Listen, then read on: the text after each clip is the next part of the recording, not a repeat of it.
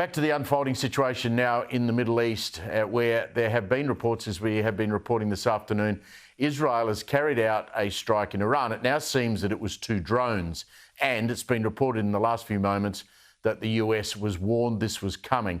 Now, it follows Iran's attack, of course, on Israel last weekend, where we witnessed it firing hundreds of missiles and drones toward Israel, many that did get through and did damage.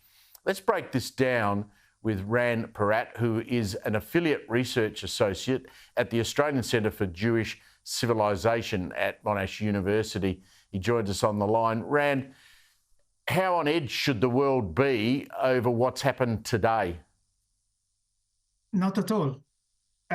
So the Israeli response to the massive and colossal failure last week by the Iranians, where they shot or fired more than 300 different flying weapons at Israel and managed to maybe put into Israel maybe 1 or 2. So the Israeli response was very mild, very designed to allow what we call the plausible deniability zone for the Iranians. It sends a strong message without dragging the Iranians to the sort of spiral of self-inflicted insults and self-inflicted extremism that ended up committing themselves to an attack. So it was 3 or 4 unknown number of drones, quadcopters as we call them, flying over a military base in Isfahan, where, by the way, there are some nuclear facilities, quite sensitive ones, sending a clear message that if Israel wants to, they can definitely hit a more strategic target. But in this case, it's just an early warning that to draw a line in the sand. This will not go unanswered.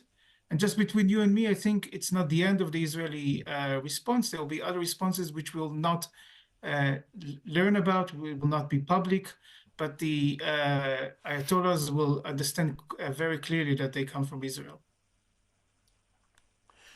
Ran, do you think the Iranians would have been surprised that the Israeli military were able to get so far into Iran undetected and carry this out?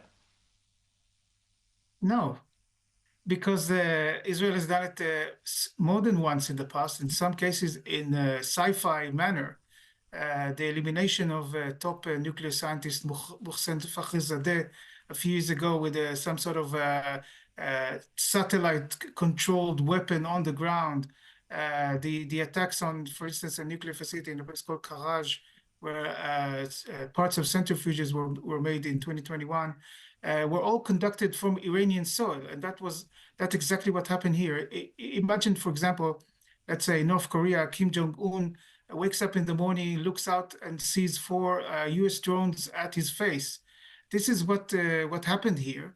The Iranians are trying to sort of portray the event as minimal or failed or whatever, to allow them to actually contain their response, which is what was expected of Israel.